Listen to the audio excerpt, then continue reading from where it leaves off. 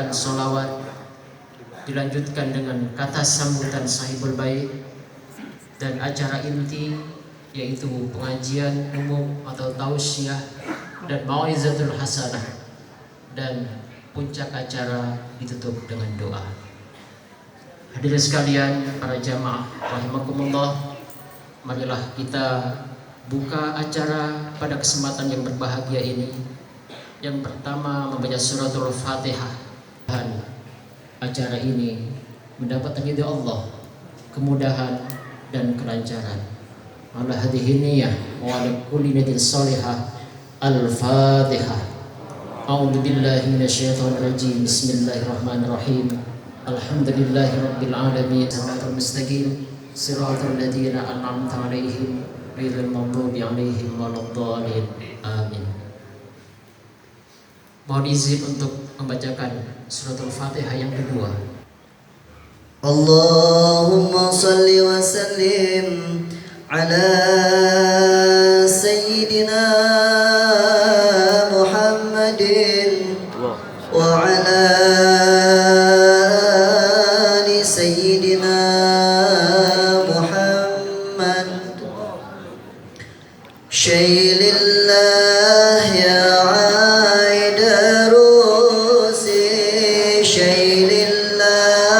محيي النفوس شيء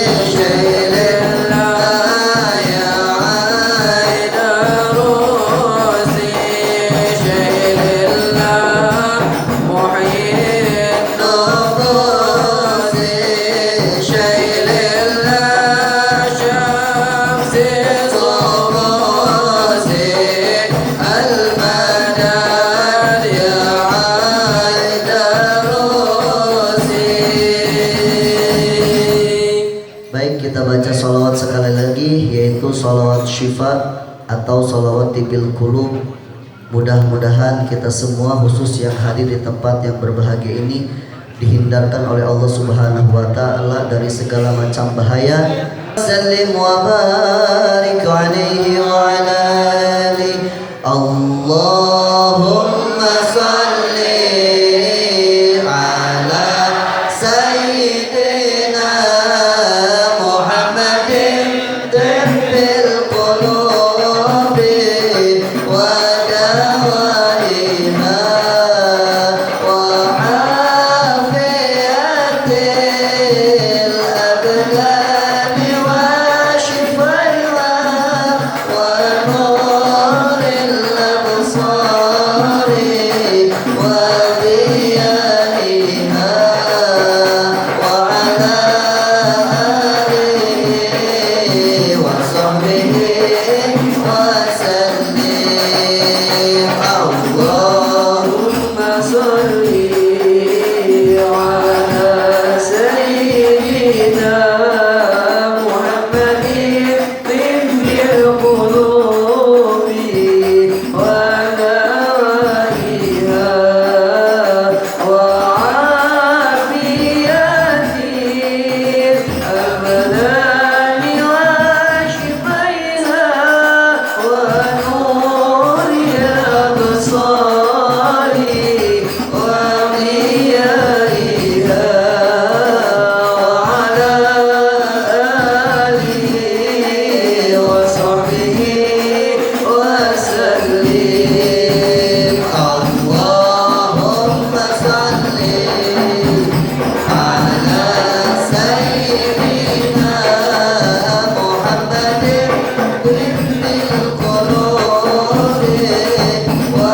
dawaiha wa afiyatil abdani wa shifaiha wa nuril absari wa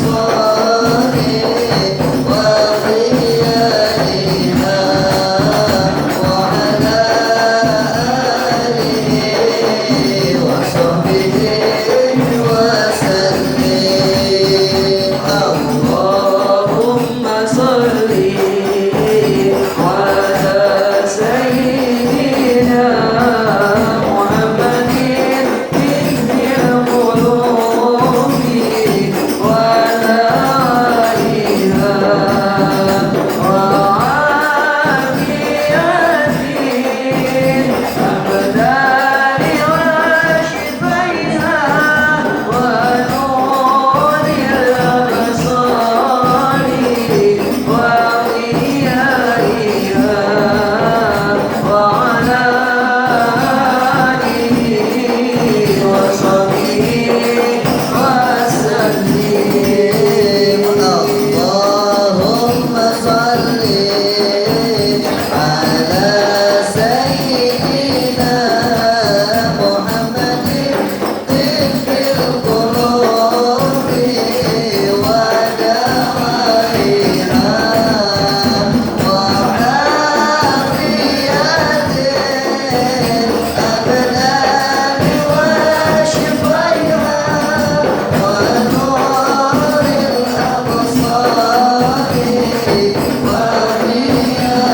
diyaiha wa ala alihi wa sahbihi wa sallim. Allahumma salli ala sayyidina Muhammadin tibbil qulubi wa dawaiha wa afiyatil abdani wa shifaiha wa nuril absari wa diyaiha wa ala alihi wa sahbihi wa sallim. Allahumma salli wa sallim wa barik alaihi wa ala alihi. Bismillahirrahmanirrahim. Alhamdulillahirabbil alamin. Wassalatu wassalamu ala asyrafil mursalin sayyidina wa maulana Muhammadin wa ala alihi wa sahbihi ajma'in. Subhanaka la ilma lana illa ma 'allamtana innaka antal alimul hakim. La haula wa la quwwata illa billahil aliyil azim. Hadratul mukarramin, para guru yang saya muliakan, para tokoh agama dan tokoh masyarakat, wabil khusus guru kita yang mulia Pakar Aswaja Bapak Kiai Haji Idrus Romli, atanallah bituli hayatih wa nafa'ana bi barakatihi fid dharain. Guru kita yang mulia Al-Habib Idrus, berkat jasa beliau, ibarakati wa wasilati beliau, alhamdulillah hadir guru kita di tempat yang mulia ini dalam rangka pengajian umum. Mudah-mudahan pengajian yang berlangsung pada malam ini Allah Subhanahu wa ta'ala memberikan nur dan hidayah, ilmu yang manfaat buat kita semua. Guru dan orang tua kami, diantaranya Bapak Kiai Haji Abdul Khalid Raimin, guru kami Bapak Kiai Haji Hamzah Wahab, dan pengasuh Pondok Pesantren Tahfidzul Quran Al-Mustaqim. Hanya beliau saja yang bisa bikin pesantren tahfidz di Kukusan, karena beliau tinggal di Kukusan. Saya juga bingung kok orang besar gini bisa tinggal di Kukusan.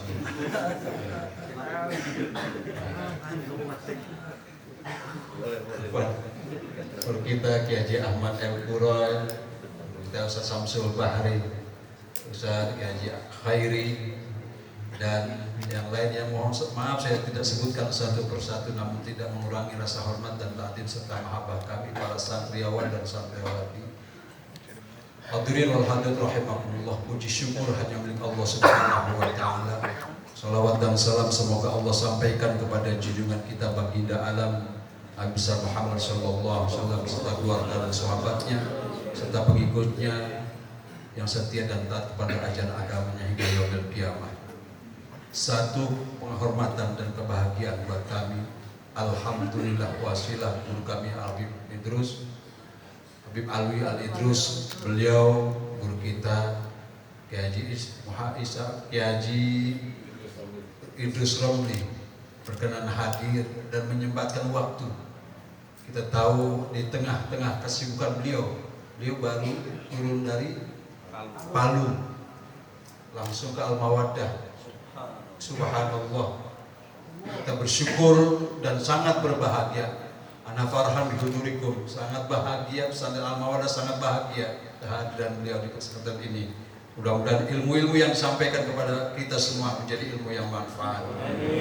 Terima kasih pula kepada guru kami Habib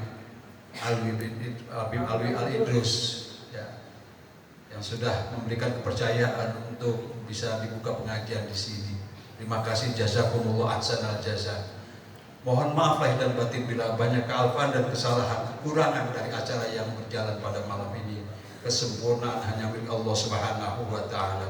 Sebelum saya tutup dan turun dari sambutan ini, berkenan kiranya semua jamaah dan para hadirin untuk sama-sama baca doa untuk guru-guru kami yang sedang kurang sehat, di antaranya Kiai Haji Mansur El-Baqi, Kiai Haji Abdillah Hasani, kemudian Uminal Karimah Ibunda Hajah Sa'ani, dan para santri yang masih pada kurang sehat, dan siapapun di antara umat Nabi Muhammad yang sedang kurang sehat, mudah-mudahan Allah angkat penyakitnya, memberikan kesehatan dan keafiatan. Al-Fatihah. A'udzubillahi minasyaitonir rajim. Bismillahirrahmanirrahim.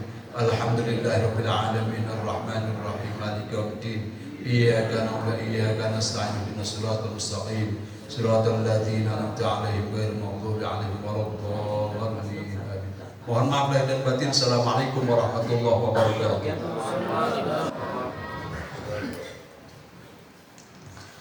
Bismillahirrahmanirrahim. Alhamdulillahirabbil alamin. Lahul hamdu wa lahul fadl wa lahus sana'ul hasan. أشهد أن لا إله إلا الله وحده لا شريك له وأشهد أن سيدنا محمدا عبده ورسوله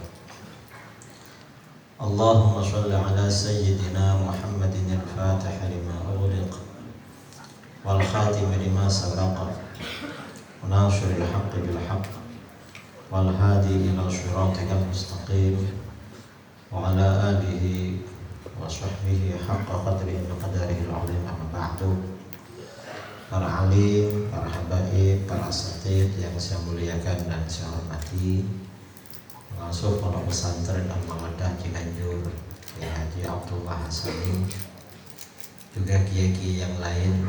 Di sini ada Kiai Abdullah, ada Kiai Hamzah, ada Kiai Salman, pengasuh pondok pesantren Tahfidz Al-Mustaqim, para asatid semuanya yang juga saya hormati. Tidak lupa sahabat kami Habib Alwi Al-Idrus yang menjadi perantara pengajian malam ini, dan para santri putra maupun putri yang saya banggakan dan saya cintai. Saya tadi pagi pulang dari Palu, Sulawesi Tengah, karena pesawat transit di Jakarta, dari Jakarta ke Surabaya hari Jumat. Nah, di Sulawesi Tengah itu saya berangkat malam Jumat kemarin, sampai di Palu, terus perjalanan darat ke Poso. Dari Palu ke Poso kira-kira 4 jam, lalu melanjutkan ke Tojo Una-Una, ke Tojo Barat, ke Ampana. Saya mengisi pengajian di sana, pengajian umum. Nah, yang saya tangkap di sana, di Sulawesi Tengah ini, umat Islam diganggu oleh aliran-aliran di luar Ahlus Sunnah wal Jamaah, diganggu terutama oleh kelompok Wahabi yang merajalela di sana. Wahabi, kalau di Jakarta bukan cuma Wahabi, ada Wahabi, ada Syiah, ada Islam Nusantara, ada aliran Nusantara, ya macam-macam gangguannya. Dan ini memang pada masa-masa seperti ini yang paling bisa menghadapi tantangan-tantangan seperti itu adalah pondok pesantren. Pondok pesantren yang memang mengajarkan ilmu agama, karena ilmu ini yang bisa menghadapi fitnah. Fitnah sekarang yang berat itu bukan fitnah COVID. COVID itu virus corona. Katanya sebentar lagi pamannya mau datang, Omikron. Omnya mau datang, Om Corona. Entah sudah nyampe apa belum. Mudah-mudahan balik lagi ke kandangnya di Cina ya. Tak jadi ke sini. Kalau itu ya ringan. Yang paling berat itu fitnah akidah. Digambarkan di dalam sabda Rasulullah SAW, riwayat Imam Ibnu Majah dari Abu Umamah Al-Bahili radhiyallahu anhu, takunu fitanun, akan ada fitnah-fitnah, ujian-ujian, godaan-godaan. Yumsir rajulu fiha mu'minan wa yusbihu kafiran. Orang-orang yang sore-sore itu beriman, sebab fitnah itu besok paginya jadi kafir. Nah, fitnah-fitnah ini maksudnya ya fitnah aliran sesat. Karena yang membalik orang beriman jadi kafir, orang ahlus sunnah menjadi aliran sesat, menjadi sesat. Ya fitnah aliran-aliran ini, aliran Wahabi, Syiah, HTI, liberal dan macam-macam. Nah, kemudian siapa yang bisa selamat dari fitnah-fitnah aliran seperti ini yang merajalela? Dalam hadis dikatakan illa man ahyahu Allahu bil ilm, kecuali orang-orang yang dihidupkan oleh Allah dengan ilmu pengetahuan agama. Apa maksudnya dihidupkan oleh Allah dengan ilmu pengetahuan agama? Hidupnya memang mencari ilmu. Ya pernah mondok, dan setelah mondok gak putus. Setelah mondok tetap menjalankan ilmunya. Karenanya sekarang anak pondok itu pulang dari pondok, setelah itu gak ingat sama ilmunya, gak ingat sama pondoknya, bisa terkontaminasi ikut aliran-aliran di luar Ahlus Sunnah. Makanya pondok-pondok besar seperti Stogiri, Lirboyo, Sarang, Pelosok, di mana-mana itu juga mengantisipasi menjaga alumninya. Alumninya dibuatkan organisasi-organisasi ya, perkumpulan, lalu dipantau dari waktu ke waktu. Ya karena fitnah aliran-aliran di luar Ahlus Sunnah wal Jamaah ini memang deras sekali, banyak. Dan yang paling banyak aliran di luar Ahlus Sunnah yang merata di negara kita ini Wahabi. Wahabi ini perlu sangat diwaspadai. Mengapa aliran sesat ini diwaspadai? Orang itu saudara, kalau ikut aliran sesat akan menjadi anak durhaka pada orang tua. Ikut Wahabi jadi anak durhaka. Kalau ikut Ahlus Sunnah wal Jamaah akan diajarkan berbakti pada orang tua. Itu paling enggak itu durhaka pada orang tua. Kenapa durhaka? Ini kasus di Tojo Una-Una setelah Poso di Sulawesi. Saya beberapa waktu yang lalu ada salah seorang guru nelpon saya, sampaikan pada orang, kalau orang itu ikut aliran sesat nanti durhaka sama orang tuanya. Masa gitu? Sampai di Palu kemarin di Tojo Una-Una, yang undang saya itu cerita, ini kiai, ada orang di sini Ahlus Sunnah, anaknya disekolahkan ke sekolah Wahabi. Dapat beberapa bulan, apa kata dia? Ayah ini kan ikut tahlil, sesat itu. Jadi ayahnya disesatkan.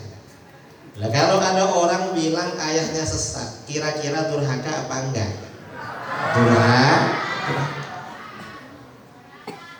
Itu baru masuk, sudah menyesatkan orang tuanya. Dan nanti setelah mati durhaka lagi. Mengapa durhaka lagi? Ini kasus ya di Sulawesi, sama di Surabaya dulu. Ketika orang tuanya oleh kiai setempat dikubur, mau dibacakan talqin, kiainya diusir. Gak usah dibaca talqin, itu sesat bid'ah. Dan gak ada tahlil, kemudian gak ada ziarah kubur, benar-benar durhaka. Ini durhaka kepada orang tua, pada guru-gurunya juga durhaka. Kok durhaka? Kita ini kan guru-guru kita, para ulama yang menyebarkan Islam di Indonesia. Kalau di Pulau Jawa yang populer menyebarkan Islam itu Wali Songo. Wali Songo. Apa kata orang-orang Wahabi? Ada Wahabi yang bilang Wali Songo itu gak ada, fiktif. Itu durhaka itu, sangat durhaka, karena menafikan keberadaan mereka. Dan Islam di Pulau Jawa dan sekitarnya ini karena Wali Songo. Dan itu sejarahnya mutawatir. Kiai-kiai sekarang ramai yang cucunya Wali Songo, dibilang gak ada. Sama dengan orang gak mengakui orang tuanya. Dan lebih dari itu, Wali Songo, kiai-kiai, guru-guru yang mengajar mereka dibilang sesat.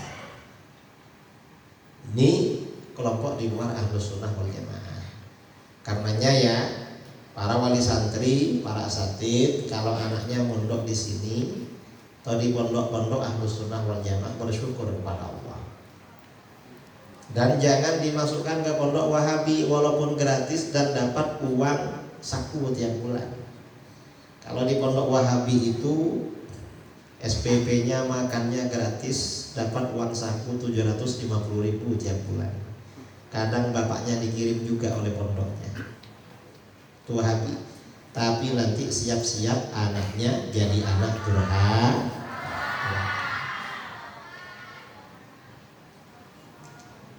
Ini yang perlu diperhatikan. Dan durhaka pada orang tua itu termasuk dosa besar. Allah Subhanahu wa taala berfirman di dalam Al-Qur'an, "Wa qadha rabbuka alla ta'budu illa iyyah." Dan Tuhanmu menitahkan, Tuhanmu mewahyukan, jangan sekali-kali bahwa janganlah kalian menyembah kecuali kepadanya.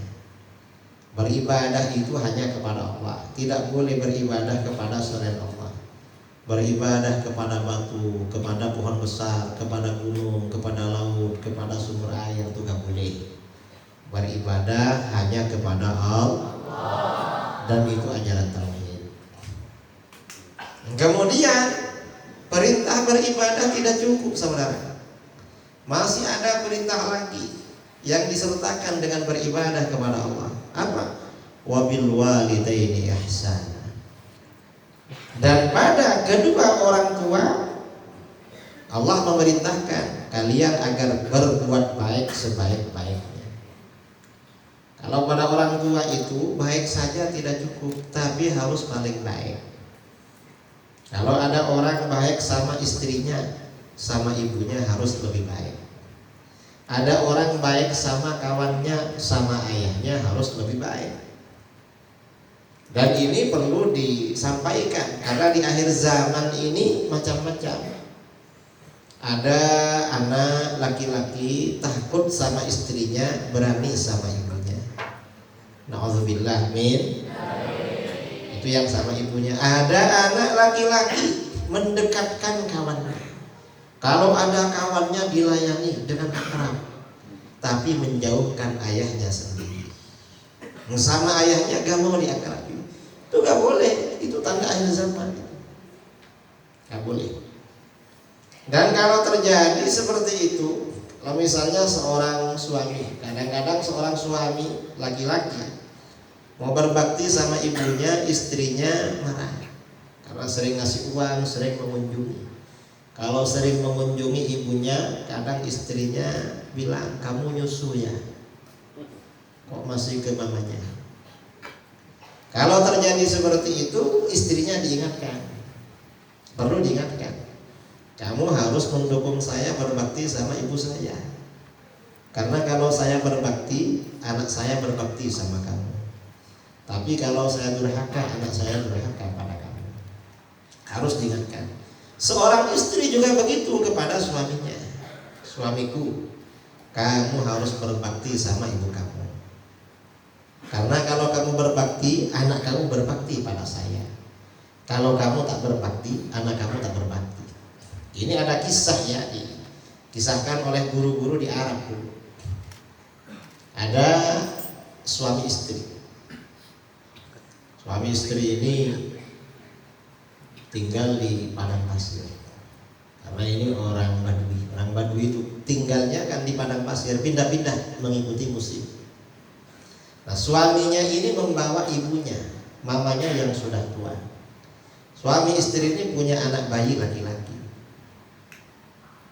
Karena ibunya ini sudah tua, cerewet. Bangun tidur marah-marah. Nanti mau makan marah. Siang-siang marah, mau tidur marah. Marah terus. Orang perempuan tuh biasanya cerewet memang. Mengapa orang perempuan cerewet? Karena dalam ilmu psikologi, orang perempuan itu sehari semalam harus mengeluarkan lafaz kosakata 20.000. Kalau nggak keluar stres sampai. Itu perempuan. Kalau laki-laki yang keluar cukup 7.000. Jadi perempuan itu 3 kali lipat laki-laki kalau ngomong. Karenanya kiai, ustadz kalau habis ceramah diajak ngomong gak semangat. Karena dah keluar semua 7.000. Kalau perempuan habis ceramah diajak ngobrol, ceramah lagi.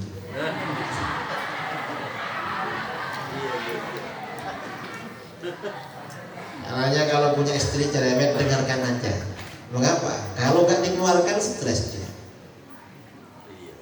Lama-lama anaknya yang laki-laki ini bosan sama mamanya. Istrinya solehah. Bilang dia, "Dek, apa? Yang enak mama ini kita tinggalkan aja di sini. Capek." Loh, kok ditinggalkan? Kan mama kamu gak kuat, marah terus. Terus kalau ditinggalkan, mama makannya dari mana? Ya makanan kita tinggal di sini. Nanti kalau kira-kira habis kita datang antar makanan. Ya kalau gitu ya terserah. Saya berkamu, saya istri. Tapi kapan mama mau ditinggal? Karena mama pasti ikut kalau kita pergi. Nanti tengah malam pas tidur lelap kita pergi diam-diam. Tengah malam mamanya sedang tidur lelap, istrinya dibangunkan. Ayo berangkat. Nah, istrinya ini seorang wanita solehah. Sebelum berangkat, anaknya yang laki-laki yang masih bayi ditaruh di samping neneknya, ditinggal sama dia. Lalu berangkat bareng suaminya. Setelah perjalanan jauh sekali, sudah agak siang. Suaminya tanya, "Dek, apa? Kok gak dengar suara anak kita dari tadi?" "Anak yang mana?" "Anak kita, bayi yang laki-laki." Kata istrinya, "Saya tinggal sama neneknya." "Loh kenapa ditinggal?" "Itu anak kamu nanti meninggalkan saya. Kan seperti kamu. Kamu aja meninggalkan mamanya. Nanti anaknya meninggalkan mamanya pula. Daripada anak kamu meninggalkan saya nanti setelah saya tua, tak tinggal duluan sekarang." Akhirnya apa? Suaminya ini hatinya sadar, saudara. Hatinya tersentuh. Akhirnya ngajak kembali sama istrinya, "Ayo balik lagi ke sana." Bertaubat suaminya gara-gara istrinya solih. Karenanya adik-adik nih yang mondok ini kalau cari istri cari anak pondok. Anak pondok ini insya Allah istri yang soleh. Amin Allahumma. Ini berbakti pada orang tua. Nah, di dalam ayat Al-Quran tadi diterangkan, "Imma yablughanna 'indakal kibara ahaduhuma aw kilahuma fala taqul lahumā uff wa la tanharhumā." Apabila salah seorang kedua orang tua kamu atau kedua-duanya mencapai usia senja, sudah tua sekali, jangan berkata-kata uff. Kata-kata uff itu ucapan atau sikap yang menunjukkan seorang anak bosan melayani orang tua. Jangan. Wala tanharhuma, jangan membentak. Jangan membentak. Kalau sudah tua itu, orang tua sudah tua sekali, dibentak sama anaknya itu cuma tertawa. Itu berarti orang tua sudah tidak mandiri, sudah butuh pada pelayanan anaknya. Karena orang tua ini kalau masih sehat, banyak uangnya, anaknya setia.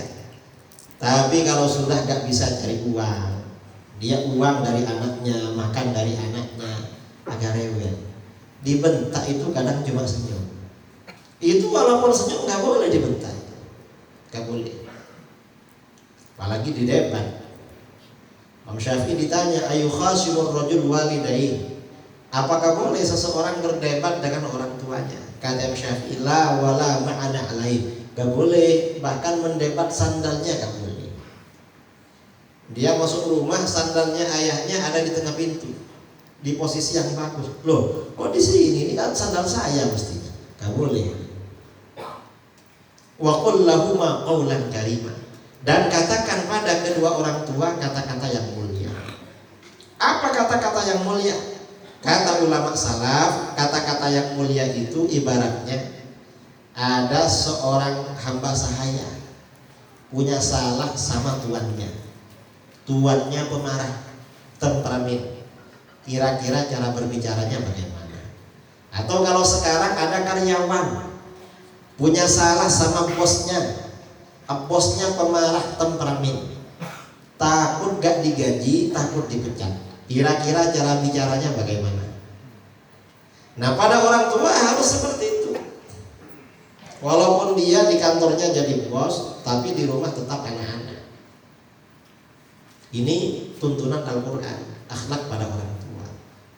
Nah, kemudian di dalam ayat berikutnya dikatakan wakhfid lahum janaha dzulli minar rahmah. Rendahkan pada kedua orang tua pundak kehinaan. Di depan orang tua itu pundak harus rendah, harus direndahkan, diturunkan. Mengapa? Minar rahmah, karena menyayangi kedua orang tua, karena sayang. Wa qul, dan katakan rabbirhamhuma kama rabbayani shaghira. Tuhan, curahkanlah kasih sayangmu pada kedua orang tuaku sebagaimana mereka berdua merawatku, mendidikku ketika aku masih kecil. Kita ini diperintahkan mendoakan orang tua. Mendoakan orang tua hukumnya wajib. Berapa kali mendoakan orang tua? Kata para ulama, mendoakan orang tua minimal sehari semalam 5 kali. Mengapa 5 kali? Karena perintah berbakti pada orang tua oleh Allah dibarengkan dengan perintah beribadah kepada Allah. Sehari semalam kita diperintahkan ibadah 5 kali. Berarti mendoakan orang tua minimal 5 kali. Kalau kurang 5 kali berarti bukan anak berbakti. Harus lebih dari itu. Ini berbakti pada orang tua.